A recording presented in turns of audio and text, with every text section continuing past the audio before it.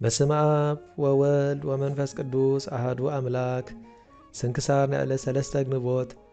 በዛ ዕለት እዚኣ ቅዱስ ሐዋርያ ኢያሱን ዓረፈ። እዚ ቅዱስ እዚ ቁጽሩ ካብቶም ጐይታና ዝሓረዮም 72 ኣርድእቲ እዩ። ምስ ሐዋርያት ሰቢኹ ናይ ጐይታናን መድኃኒናን ኢየሱስ ክርስቶስ ሕማማት ተኻፊሉ እዩ። ንጐይታና ምስጋና ይኹኖ። ተኣምራትን መንክራትን ከኣ ገበረ። ኣብ ኣዳራሽ ጽርሐ ጽዮን ምስ ሐዋርያት ኣብ ልዕሊኡ ሓይልን ጸጋ መንፈስ ቅዱስ ጰራቅሊጦስን ወሪዱሉ እዩ። ካብኡ ናብ ስብከቱ ከደ። ምውላዱ ኣብ ሃገረ ጠርሴስ እዩ። ንሱ ካብቶም ሰብ ጠርሴስ ቅድም ዝኣመነ ነበረ። ብድሕሪዚ ናብ ስብከት ወንጌል ንሐዋርያ ቅዱስ ጳውሎስ ሰዓቦ። ምስኡ ኸዓ ናብ ብዙሕ ዓድታት ከደ። ኣብ ሃገረ ተሰሎንቄ ምስ ጳውሎስን ሲላስን ሓዝዎ። ካብኡ ጐቲቶም ናብ ገዛእ ሃገረ ተሰሎንቄ ኣብጽሕዎም። ድሕሪዚ ቅዱስ ጳውሎስ ኢዱ ኣብ ልዕሊኡ ኣቐሚጡ ናይ ሃገረ ጠርሴስ ኤጲስቆጶስ ገይሩ ሸሞ። ንናይ ሕያው ወዲ እግዚኣብሔር ኢየሱስ ክርስቶስ ቤተ ክርስቲያን ድማ ብጽቡቕ ሓለዋን ተኸናኸናን። ነቶም ምእመናን ኣብታ ቅንዕቲ ሃይማኖት ኣጽኒዑ ኩሉ ስርዓት ቤተ ክርስቲያን ኩሉ ምግባረ ሰናይን ምስ መሃሮም ካብኡ ናብ ምዕራባዊ ሃገር ከይዱ ኣብኣ ስብከት ቅዱስ ወንጌል ሰበኸ። ኣብ ኮራኮራስ እትበሃል ወደብ በጺሑ ኸዓ ሰበኸ።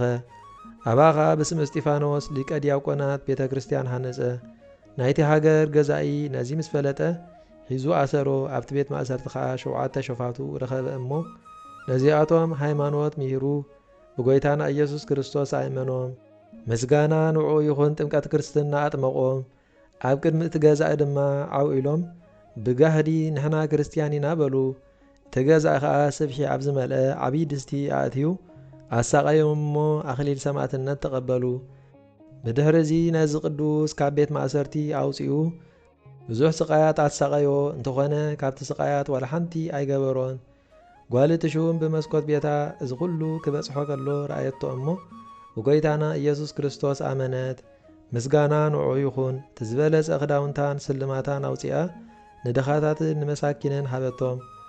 ኣቦኣ ተቖጢዑ ናብ ማእሰርቲ ከእትዋ ኣዘዘ። ከም ዝኣዘዞም ገይሮም ድማ መሊሶም ብትከዓጠንዋ።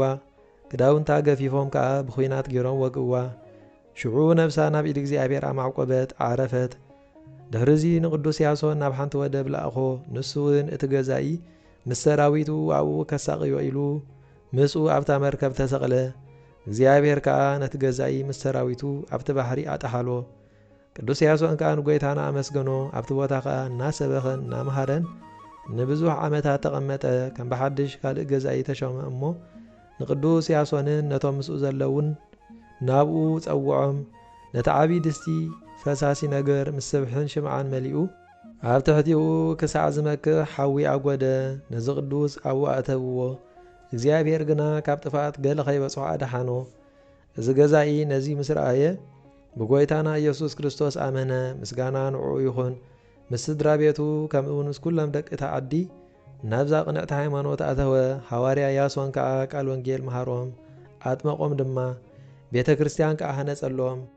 ኣብኡ ብዙሕ ተኣምራትን መንክራትን ገበረ። ብኣገልግሎቱ ንእግዚኣብሔር ባህ መሳበሎ ብሕጉስ ገጽን ብጽቡቕ ሽምግልናን ኣዕረፈ።